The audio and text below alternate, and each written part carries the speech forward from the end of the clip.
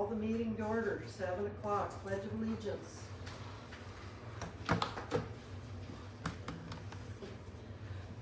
pledge allegiance to the flag of the United States of America and to the republic for which it stands, one nation, under God, indivisible, with liberty and justice for all.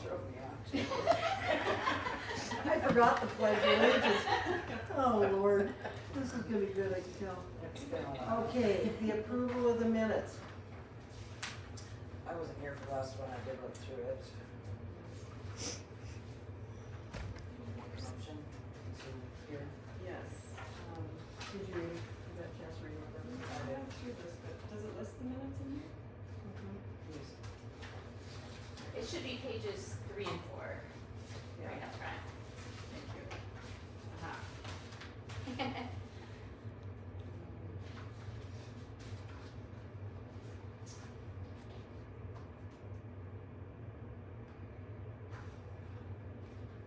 Oh, okay, so, is that 64 minutes, is that what we're supposed to say? You're Okay. saying make a motion to approve the minutes for Oh, sorry, I'm trying to do the math. I make a motion to approve the minutes, from the last meeting, on October 7th. I'll second. All in favor? Aye. Opposed? Okay, minutes of monthly meeting, that was it. Okay, approval of expenditures. I did add a few more things to the claims list from the one that was sent last week, just Okay. so you're aware. So I'll make a motion to approve payroll of $43,535.49, claims in $13,355.43, activity balance in $3,002.15.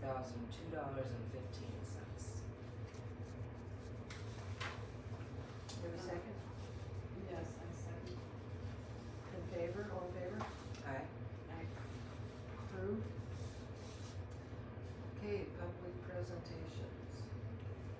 Someone can acknowledge you. Did you get a copy of that? Yeah. We have Erica and Matthew from the Montana Cares program that are here to talk about the program. I briefly talked about it last month, and this is a free to us program that provides a tip line as well as resources for parents. So, can you hear us okay? We can hear you just fine. Wonderful. Let's see if I can turn this so you can kind of see.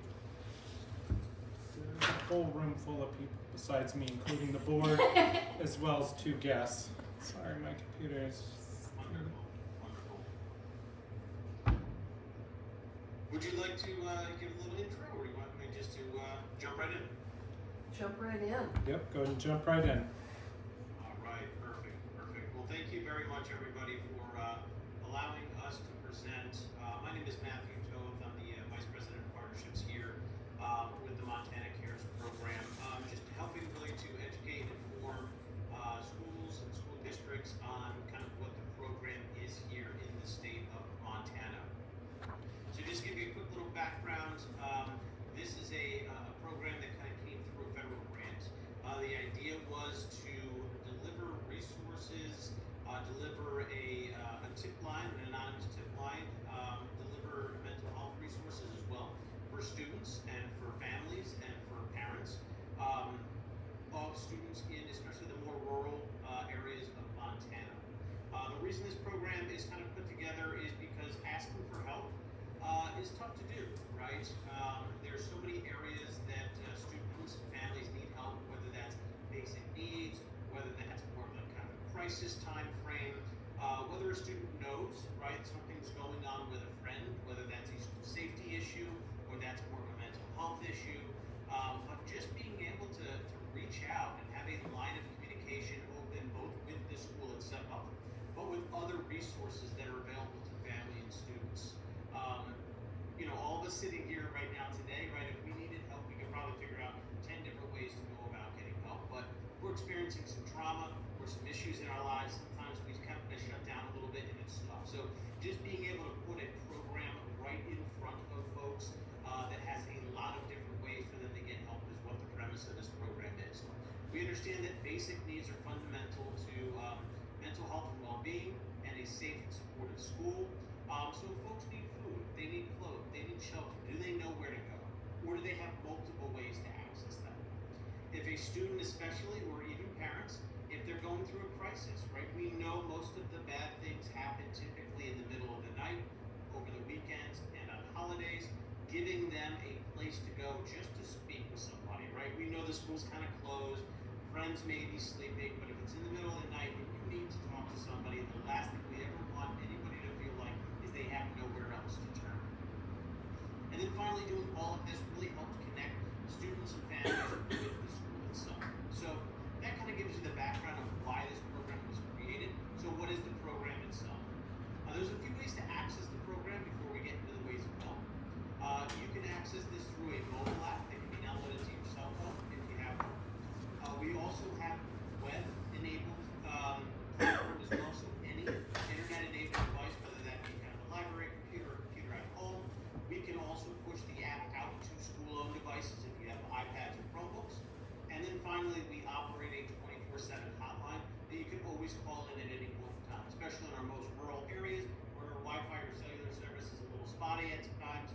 Just being able to call in, ask for help, or especially if there's more of an emergency, be able to communicate that as well. So lots of ways to access the program. What are you accessing? 3 main areas to get help in the program. The very first here is a resource repository. So a part of the grant is a mental health resource navigator. This person is a licensed Montana therapist and counselor and has done a lot of research on various regions around the state to get a ton of different resources, whether that be basic needs, whether that's mental health, whether that's school safety, whether that's resilience, any of those other types of resources available. There are a lot of resources available that I didn't even know about until we started working within Montana. For example, even if you're in a very small area or a very rural area where you don't have a lot of resources, there's places that can ship non-perishable foods right to your doorstep. So again, there's a lot of resources available for folks should they need them. The second place, you can see the big red button in the middle of your screen. This is Crisis Text Line. This is 24/7 access to highly trained crisis counselors. So again, making sure a student or even an adult, if in a time of crisis, they always have somebody to reach out to speak with that helps them move from a hot place to a cool place. These are highly trained individuals to help folks kind of talk through what they're going through. And then lastly is that tip line that was mentioned earlier. So this is the anonymous outreach to the school itself to discuss anything going on in that student's life. Typically we see school safety issues and we see outreach on behalf of a friend, right? Somebody may be posting some dark things on social media or unsafe things on social media, being able to get help for that student so that they can kind of fix what's happening there. Or outreach, whether it's basic needs or something going on itself with a student. Again, opening up lines of communication, but keeping it anonymous so folks can get help without kind of having to raise their hand and say, hey, it's me. But we're also here to help the school because we know resources are thin, time is thin as well. We're here to help operate the program along with the school. So we're here nights, holidays, and weekends, 24 hours a day, especially to be able to answer your students, to be able to connect them with pre-approved resources that are in the program, and make sure that anything that's imminent, if there's a threat to the school, that we have an immediate escalation path up to the school and or law enforcement if needed. Again, we're on call 24/7, so your team and your school officials don't have to be. We're highly trained in the areas that you see at the bottom of the screen, so although we are not therapists or counselors, we're not having a session with any students, right? We're just connecting them to resources and monitoring for emergency situations. If there is an emergency situation, we can really help de-escalate that situation while we're getting those students help. Erica Johnson here on my team has joined me on this call as well. She has been a principal in a rural school in Wisconsin for 14 years, and also here to answer questions kind of from the school admin side, from somebody that's been in schools as well. Erica, anything that you want to add before we open it up for questions? No, just, thank you for having us. I've been with Stop It Solutions in this role more recently, but also was a part of the initial grant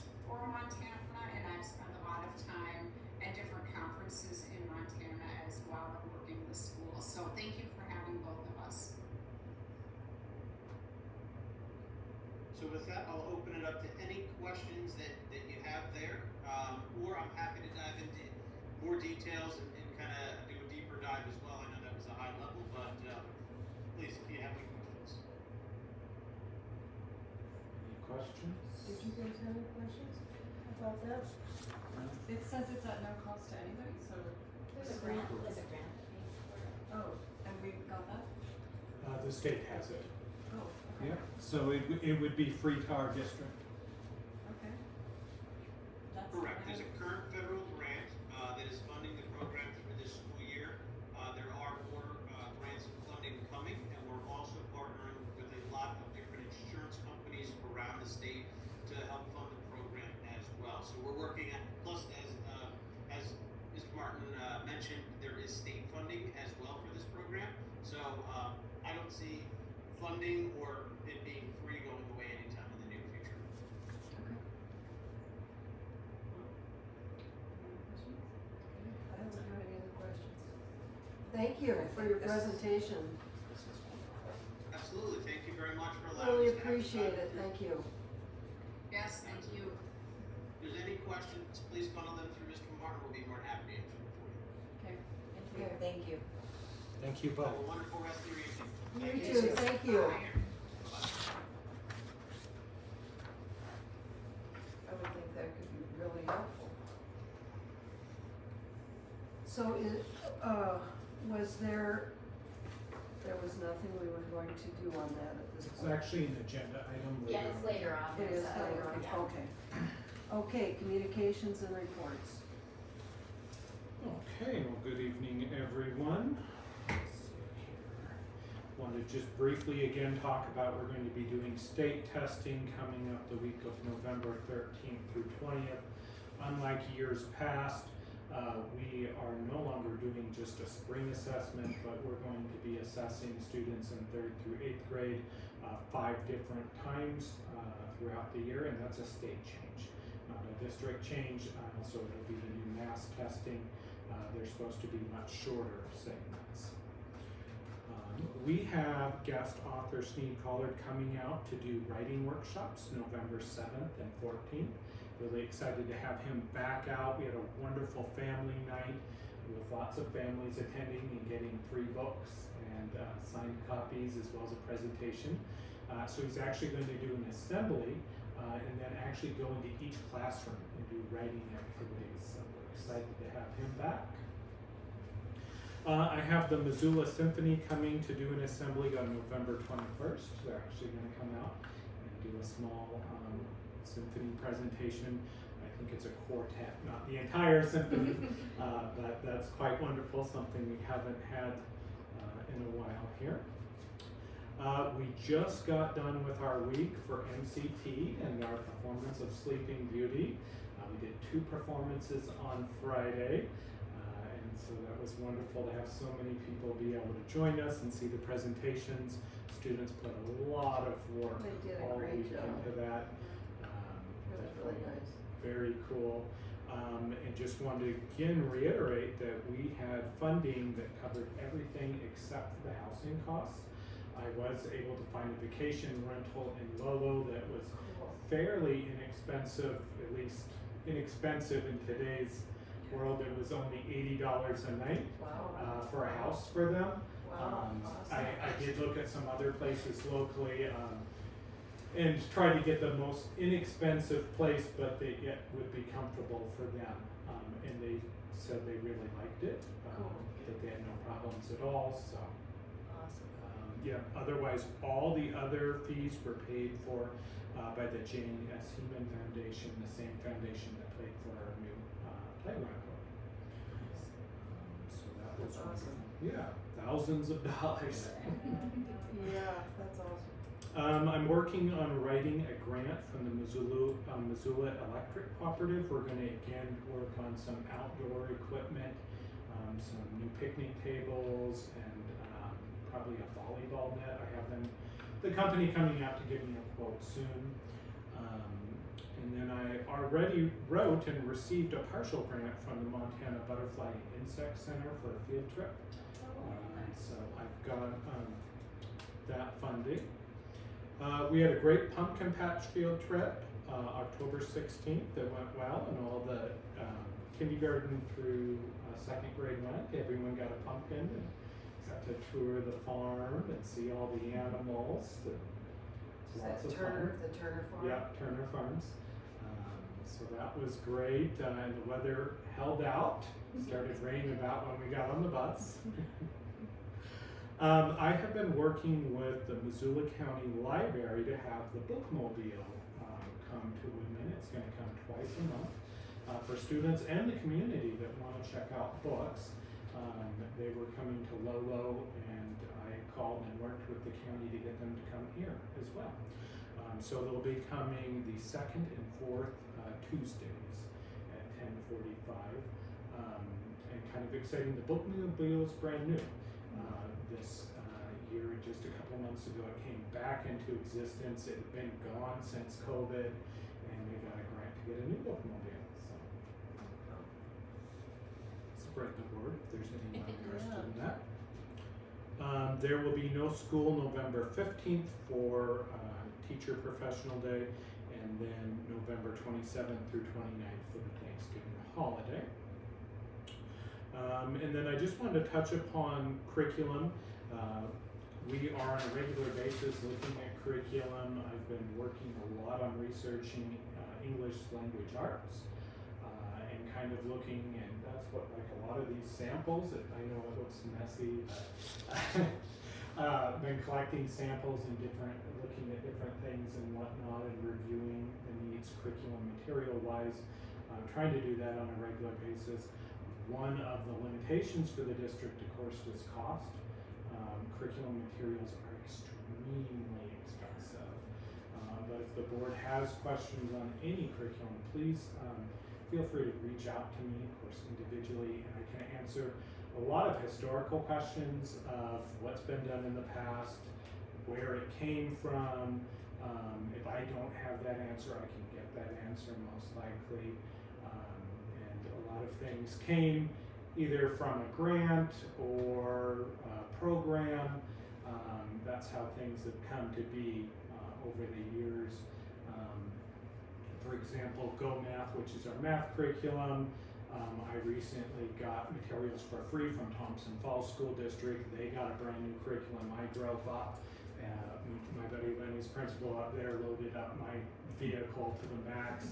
And we got materials for free for the curriculum we already had, because it is really expensive for a small school to buy into new curriculum materials and whatnot, but we're certainly looking at all of that. So what curriculums are you wanting to replace? Particularly ELA, English Language Arts. Math is going to need replaced. The other problem that comes up is that they go out of print. And so what we're having to do is a lot of times buy off like eBay and whatnot, because the actual companies stop publishing them, and it gets harder and harder to get those materials, and we're having to get them used.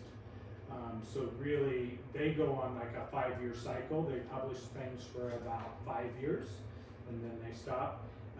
If you've done like college courses, it's very similar, where they're constantly updating and changing things, and that's just how the publishing world works, which makes it, of course, difficult that you can't keep something for 10 years or whatnot, because the materials just stop existing when they're student workbooks and things that get used. Do you have a favorite in mind, or are you still looking through them? Still looking through them. A lot of it is cost prohibitive. The other thing we have to think is we're in a unique position being multi-age classrooms, where most curriculum is designed for a teacher manual and then 25 kids or whatnot. There's a lot of grade levels where we have 1 to 3 kids for the grade level. And so a teacher can't necessarily, like in English Language Arts, do every single component of a curriculum, because they're teaching 3 to 4 grades. So a multi-age school is in a little bit unique position where we have to factor all that in, and also look at cost too. I mean, there's a lot of factors that go into finding the materials that are gonna work, for our school district, like health materials and whatnot. Your bigger junior high school and middle school, they have a whole semester course on health, and they have a regular health textbook and whatnot. We're fitting all that in to all the other classes, so we're not using the whole textbook for health. We're using just small presentation materials and whatnot to meet the standards, but in a much smaller way. So sometimes things are a little bit different with a multi-age classroom, if that makes sense. How much do you think roughly it would cost to get all new English material for the kids? What is expensive? Is it like Tens of thousands of dollars. And, I mean, it gets ridiculous. I think probably the cheapest, if we went through a publishing company, probably be about $14,000 off the top of my head. sure? I'm working with a company now that Lolo went with, Collaborative Classroom, that says that once you purchase the materials, you'll have the rights forever. So then you could print the actual student workbook materials, which could save money. There's a few companies that are actually nonprofit companies that are putting out materials now. So in the long run, you could actually have the rights to be able to do that. Where a lot of, like now, right now we have Reading Street. Technically, you cannot necessarily copy all the student workbooks. Some are copyright prohibited, where you actually have to buy that material, and when it goes out of print, you're no longer able to buy it. Can you copy it at that point? Once it goes out of print, is it still copyrighted, I guess is what I'm asking. I believe it is, but there is a point where it does go out of copyright, and I can't tell you how many years that is. I think it's quite a few. You know, Yeah, I can't remember off the top, but it is quite a few number of Yeah. years before something goes out of copyright. If you write them a letter and ask them that to them to give you permission to, do they do that, or do you know? Not usually. They want you to buy into the new Buy the curriculum. new curriculum, yeah. So just some information, but a topic that we can continue to have. English and math are certainly the top priorities. Our English is, Reading Street is really out of print. Getting materials for that, we're having to pay a lot through eBay, and very few exist. I think, probably, what do you think? 2,000? Yeah, and it's getting harder and harder to Yeah. find things. With the materials from Thompson Falls for Go Math, that's 2015. That edition, and they have told me that this is the last year for 2015, but they'll no longer sell materials for that after this year.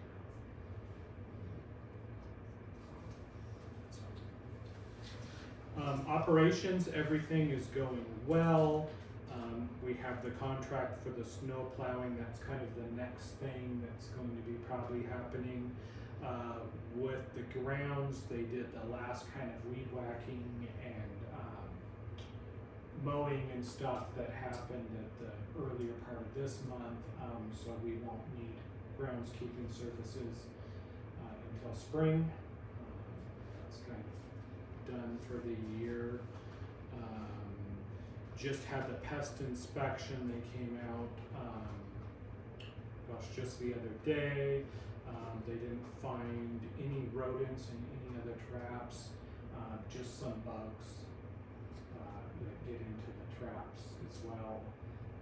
But we are continuing to be rodent free, so that's fantastic. And I did change that contract to every other month because we have been rodent free for much over 6 months now. We had Temperite come out and do the bi-yearly maintenance. Everything looked good, replaced filters, all of that. So everything's working correctly. Yeah, I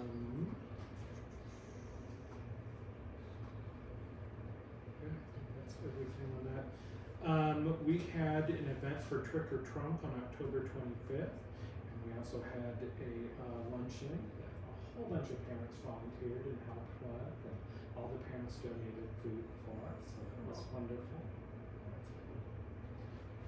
Just to remind everyone as well that we don't have a formal PTO organization that's able to do fundraising and things like that. But parents are still super involved in volunteering for things. They are. But we don't have a PTO, and so that's just dissolved, is it? Or? As a formal organization, what happened is they were doing fundraising, and our lawyer flat out said that cannot happen unless they are their own nonprofit organization. The monies cannot run through the school from a PTO. So do they have an organization? What's it called? So Or there just is a no parent group? organization. It's just a group? I had Or do they- last year been setting meetings to just meet with parents, and I'll get that back going, but right now with the amount I'm teaching, I just don't have time to do that. I'm stretched really thin with the amount of teaching. I spend the bulk of the day between my regular teaching for special education, because I'm your special education teacher, your Title I teacher, and I'm also supervising the student teacher with kindergarten first grade, and I'm teaching 3 periods a day of kindergarten. So some things may have to take a back burner until January till Mrs. Bishop comes back, and that's one that I just haven't had time to schedule those meetings. Got it. Makes sense. And that's what I have. Any questions for anyone? Okay, public input. Is there anybody in the public who wants to say anything? Speak now or forever Why you hold your looking at peace. me?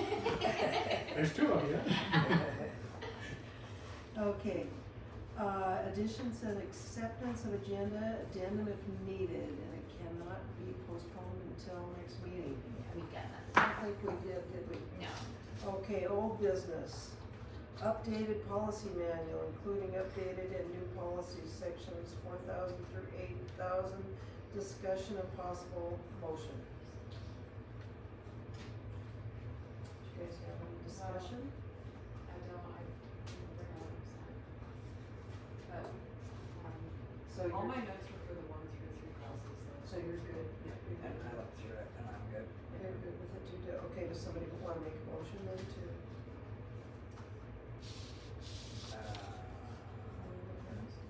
So make a motion to. For sections 4,000 through 8,000, we approved We did 1,000 1 through through 3,000 Oh, already. okay. Last week, yeah, or last meeting. Okay, so I'll make a motion to accept, the new policies 4,000 through 8,000. All in favor? Aye. So moved. School safety, the Montana Cares Crisis Tip Line. Any further discussion on that? I will add that almost every school has adopted, there's kind of 2 different grant programs, and almost every district has adopted to have a tip line. This kind of really became clear after the last, when the Department of Justice notified all of us that there was people saying they were going to do a school threat on a certain day, and I don't remember the date of that. But most of the school districts were adding that there was a tip line, and we have not adopted that yet. It's totally free to us. If it started charging, I'd come back to you and say, hey, this isn't free anymore.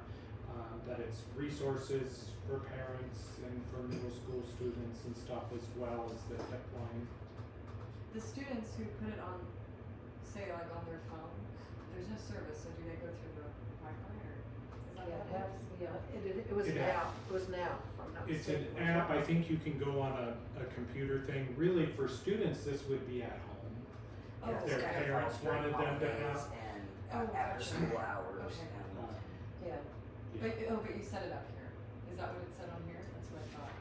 No, you'd set it up at no. home, I would think. Yeah, for students, they have to set it up at home if they had a phone or whatnot. Okay. But then we'd also get the information to parents, so we'd send that same flyer out, like in Thursday folders for all parents to have. It does Yeah. have an 800 number, correct? Yep, There's an yep, actual there's an phone number, 800 so- number, so we'd put on our website like the 800 number, Okay. if people wanted for the tip line. But really, if parents wanted their children to have it on their phone, I mean, hopefully parents are monitoring their child's phone and what app is on it and whatnot, and then the parent could have a conversation with the middle schoolers. We don't have the children use phones here during instructional times, and then there is no cell service here, so that's really a moot point for students at school. Okay. I'm assuming the app would work at home on a phone if they connected to Wi-Fi, maybe? I would assume so. And we, the parents also put it on our phone, is that? You can, Good, And if you It- wanted it's to. free as well. or parents can just, we'll put it on the website, the 1-800 number, and people could just do that. Okay. It's really just an option. It's not like Class Dojo. I'm not gonna communicate to Okay. parents or anything. This is just an outside app, and then like the tip line, they would alert me if there's like a school threat, or if somebody's saying there's bullying going on.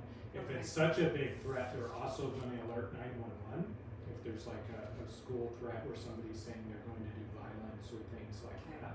So they'll keep the school in line, but like he said, that parents or older students could also, if they're having difficulty with food, it'll give them resources to the food bank and things like that, so they'll give them resources where they'll send them a message. Okay. Yeah, sounds good, especially with your customers. Right. Somebody wanna make a Is- motion to? We have a question. I was just gonna ask Oh, a I'm question. sorry. I'm just seeing that it's available on Chromebooks. Do you know of any other schools that have put it like on the kids' Chromebooks that they have? I do not know, but I can ask them that. Because maybe then for the kids that don't have like a cell phone or something, but they are able to access the Chromebook here at school, maybe they could do that. Yeah, I will email Matthew.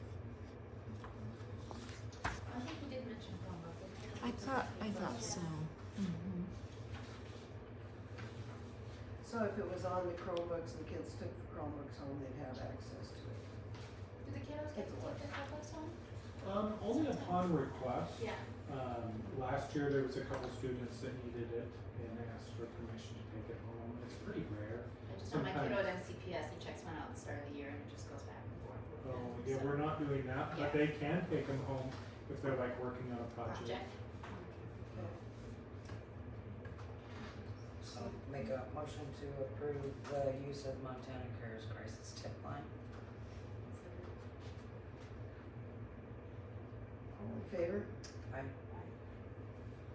So moved. New business.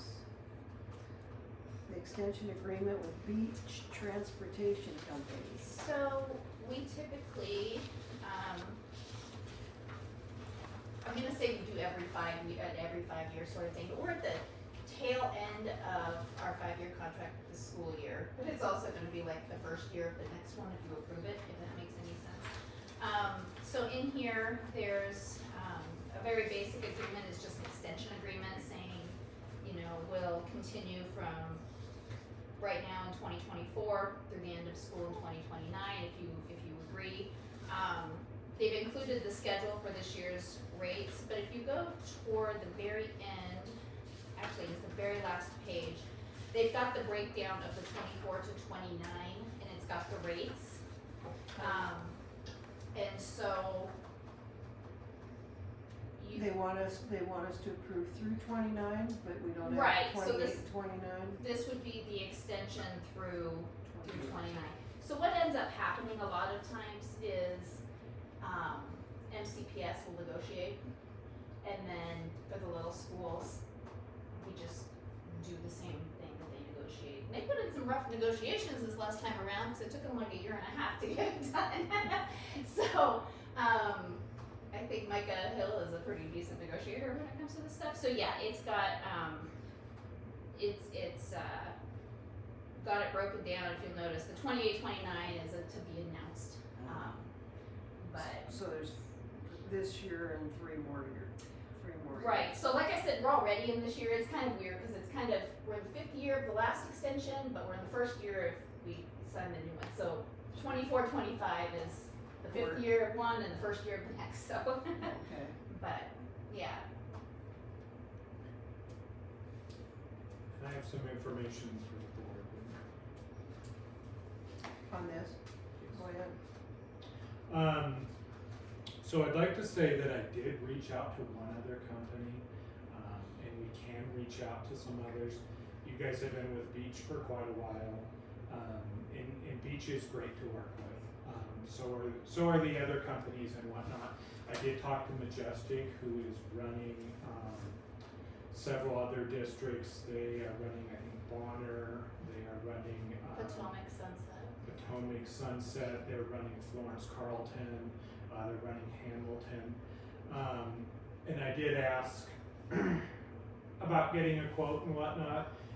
They said they're willing to give us a quote. They didn't seem like they were jumping on it.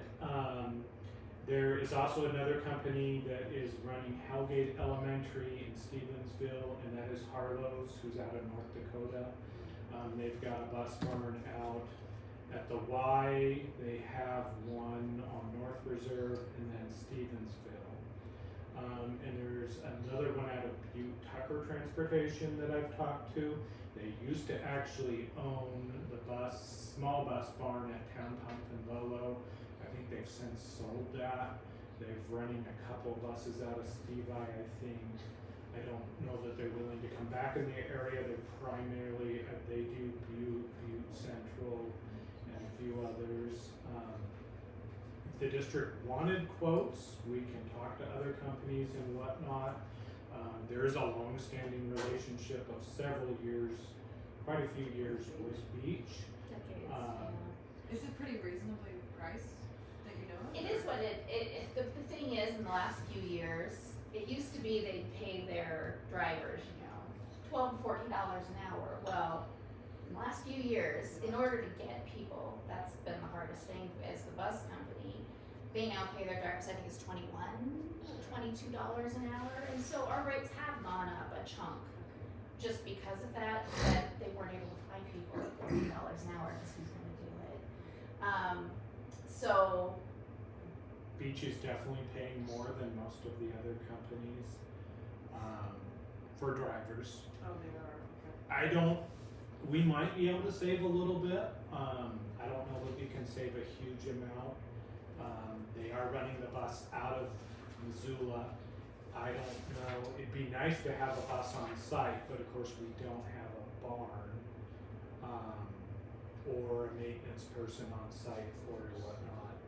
A district could run their own, but then you're having to do all the maintenance, you're having to get the driver. I feel like they also get first dibs on any field trips. I do feel like they're very competitive with their field trip rates. I know Yeah, I got a Majestic quote. for some of the ones like from Sunset it's a lot to go to Missoula, like $300 and some dollars. Tucker I got a quote from them and it was considerably more to go to Lost Trail. Okay. The board could also think on this. I'm happy to stay with the Beaches. That means we have to get a new school bus driver, wouldn't it? Well, yeah, it'd be a new driver, new Unless bus. the driver jumps, yeah. And we paid for the seatbelts in that bus not I too long know. ago. Oh, yeah.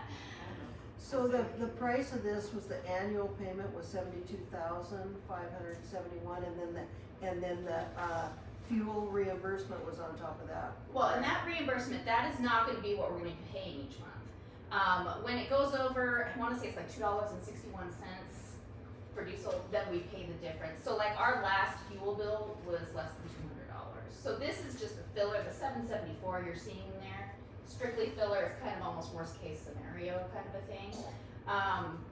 When gas was really, really low, we weren't paying any sort of fuel costs. So there is a point where we start contributing to the payment of some of the diesel costs. Which is different. Does Majestic run it the same way? Yes. Because when I had Harlow's, we had our own government card, and paid the gasoline costs ourselves, Oh, interesting. which lowered the payment, but we were also paying all those diesel costs.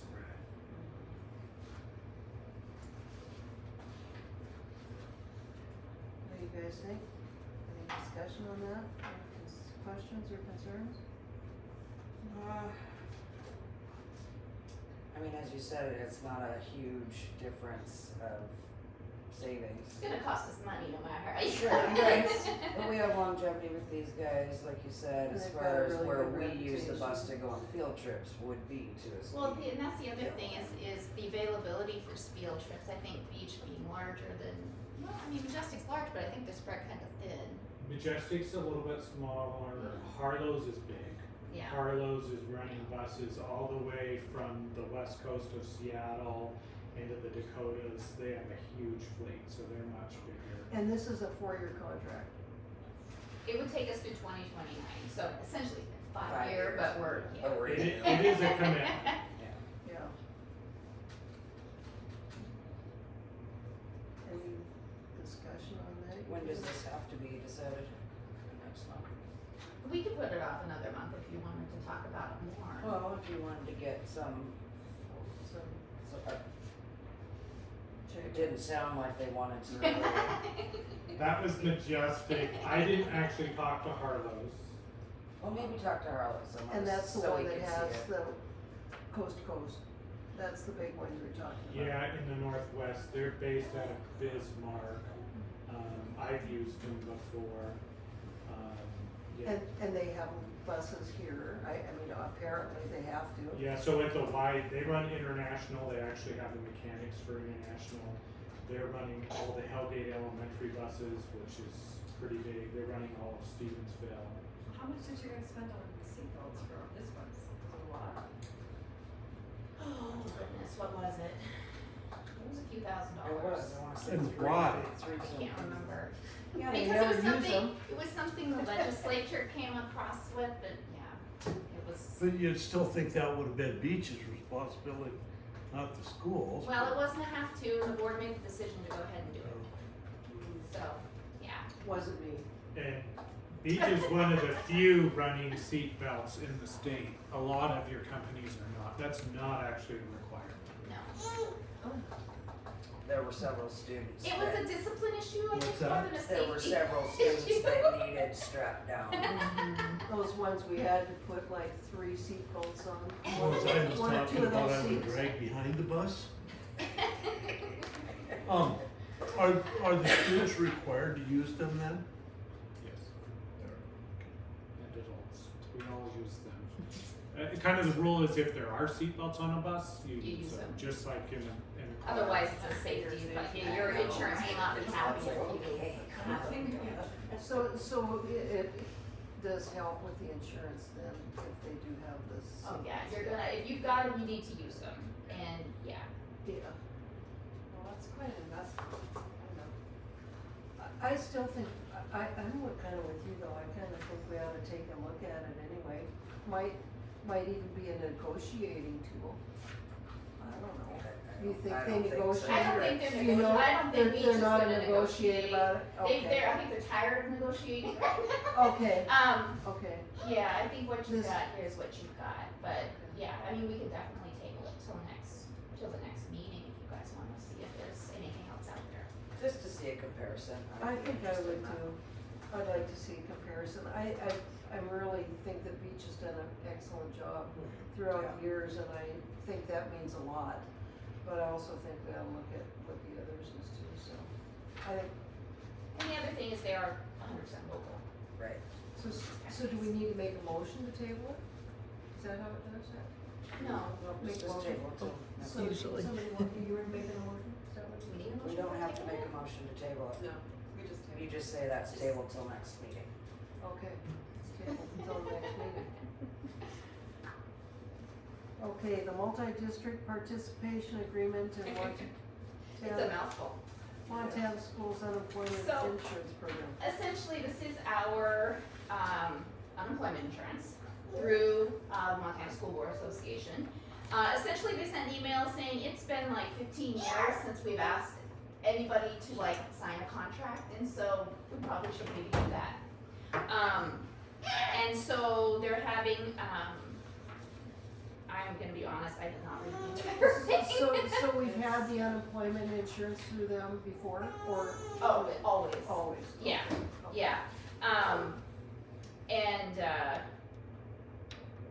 yeah, essentially we've been, I don't know what prompted them to decide it was time to maybe get an updated contract, but everybody, all the school districts under their umbrella, they're asking to have them sign new contracts. Okay. So is this basically the way it has been in the past? Yeah, it's not changing anything, it's just kind of summarizing it all and So can you explain to me how this works then? Say that I broke my foot here. How does well, that? that's workers' comp. Okay. That's gonna be a workers' comp thing. Unemployment would be then when they were. Yeah, they're laid off or Yeah, or sometimes every once in a while, it gets a little wonky because, 9-month employees, will sometimes, put in an unemployment claim for the summer. Technically, I don't know, it's weird. I was always told that doesn't really fly, but they've had where they paid a little bit. Good question. Why isn't that run through the state? Well, you can go through the state. Other schools do. We happen to go through the Montana School Board Association. Is there a reason? If there is, I have no idea what it was. It's most likely they got different quotes. Most folks that I know are going through the School Board Association, the same insurance company. Okay. There's a few different options, but not many for schools, and it usually came down to price. And so this was more economical than going through the state? That would be my guess. That would have predated my Yeah. time here.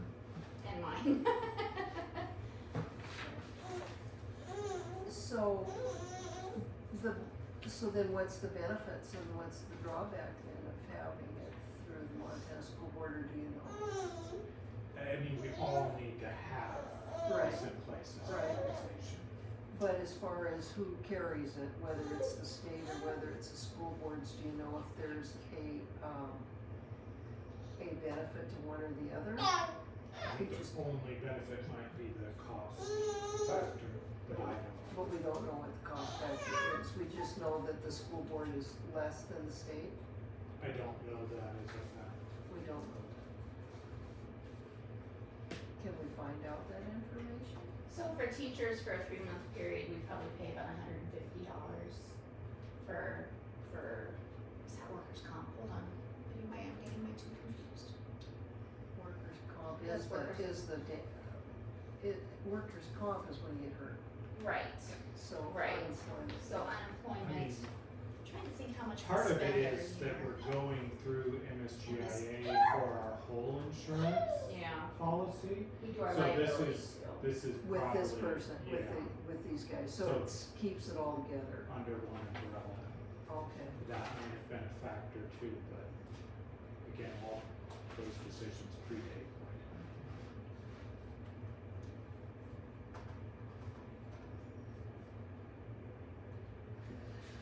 The fact that it's all done under one umbrella, like they said. And it's under the School Board Association Yeah, and so mainly, which is gonna be looking out for us as schools. more so than the state. Yeah. And so I'm okay with Kate Big Messer signing the new same. Did you get a chance to look at it? So we'll make a motion to approve the multi-district participation agreement with Montana School Board's unemployment insurance program. All right, all in favor of? Aye. So moved. Okay, the accreditation graduate profile discussion. Yeah, so this is an ongoing discussion and conversation that I wanna have every month, throughout this school year. And this goes back, to those of you on the board that were here last year, is they completely changed the accreditation process. And part of that goes to, a big part to the state legislature. but also the Office of Public Instruction and the Board of Public Ed all had a hand in changing things from the requirements for every district. I'm happy to report that we had regular accreditation. There was quite a few school districts that did not receive regular accreditation. And a lot of that is the paperwork that goes into it. A lot of those school districts that didn't get that, the administrator didn't do the paperwork correctly or whatnot. A lot of times it wasn't really about the school itself, but just the paperwork. The Office of Public Instruction has greatly increased the amount of paperwork that Jessica and I have to do to be able to submit things for accreditation, as well as all other aspects. They're requiring a lot more and a lot more time of our work goes into this now, and that has been a change at the state level. And a lot of that is the accreditation process. There's a huge amount that goes into data entry, communicating with our SIS, Infinite Campus, and frankly, things are often not working. And it's not on our side, it's not our mistakes, it's the Office of Public Instruction's mistakes. So there has been a lot of changes. There's a lot of changes probably coming at the state level, and I really implore everyone to really monitor this legislative session very closely. There will be a leadership change at the Office of Public Instruction. The current superintendent is termed out, so no matter who wins the election, it will be a different superintendent, and all of us are hoping to see major changes in that office. That office is being criticized not by every governmental agency in the state of Montana, including the governor, as well as both houses of the legislature. There's a lot of difficulties, and it's filtering down to us on a daily level, being able to do our jobs. But as we started to talk about during the training too, there's a lot of potential bills that are going to impact Woodman School District, and potential bills for small school districts like us that could be detrimental to our funding and staying alive. We've seen this in other states such as Wyoming, where they really wanted to do forced consolidation to look at saving money. That's a huge push right now by the current governor and some of the legislatures. So that could be a possibility that small schools like us could be in jeopardy of our funding. So I just implore everyone, really monitor this session really closely and speak up for small schools. There's not a huge amount of schools that are multi-age like us out there left anymore.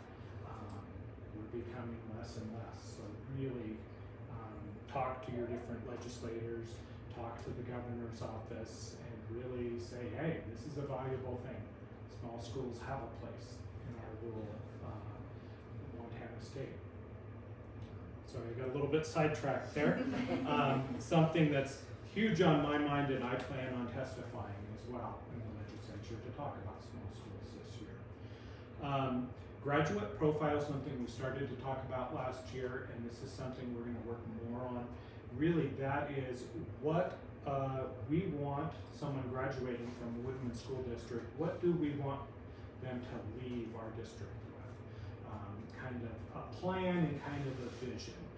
So you can think of it as kind of a North Star vision, acknowledge the keys of instructional practices, really focusing on power skills that we want students to have, as well as kind of describing those abilities and whatnot. And in the months to follow, I'm going to give you some examples to kind of look at. And one of the things I'd like to do before springtime, hopefully by February, is kind of have a draft in place for Woodman School District of a graduate profile.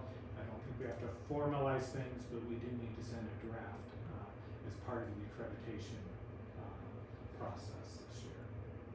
So more So to the come. benchmarks, you want them to have reached to be able to graduate, is that? Yeah, kind of what our top priorities are.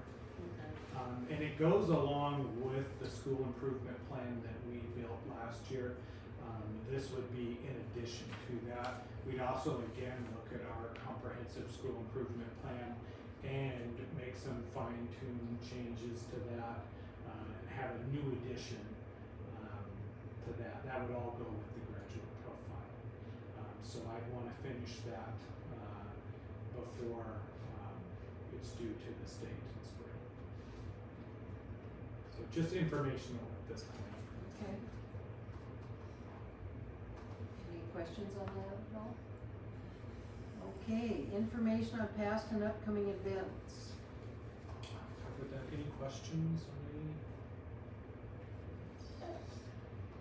Okay, the next meeting will be regular meeting will be December 2nd at 2024. Okay, question that I did have, on these meetings, would it be beneficial for us, instead of having the first Tuesday of the month, to have it the second Tuesday of the month? Is this the only, to where we had these expenses prior to that?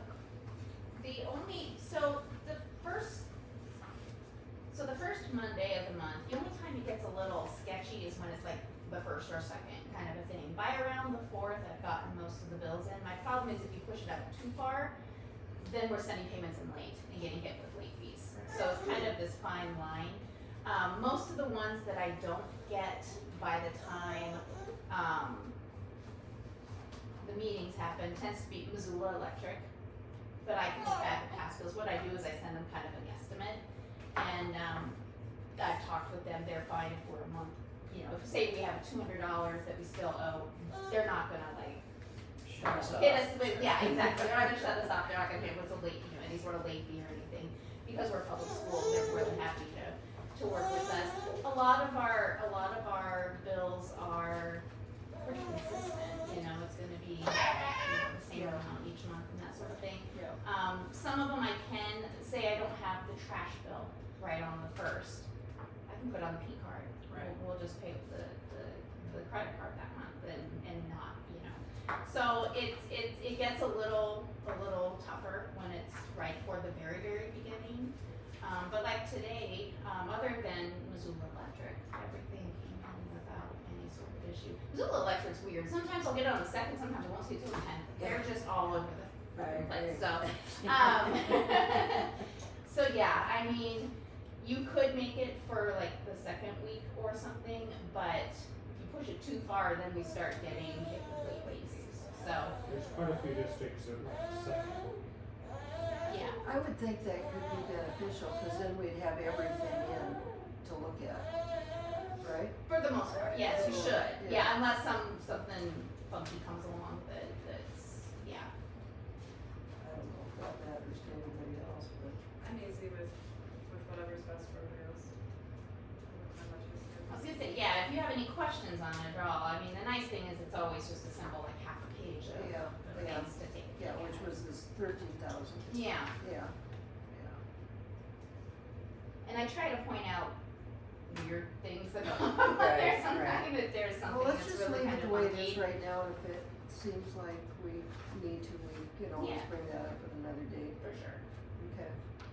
All right, meeting's adjourned at 7:59. Wow.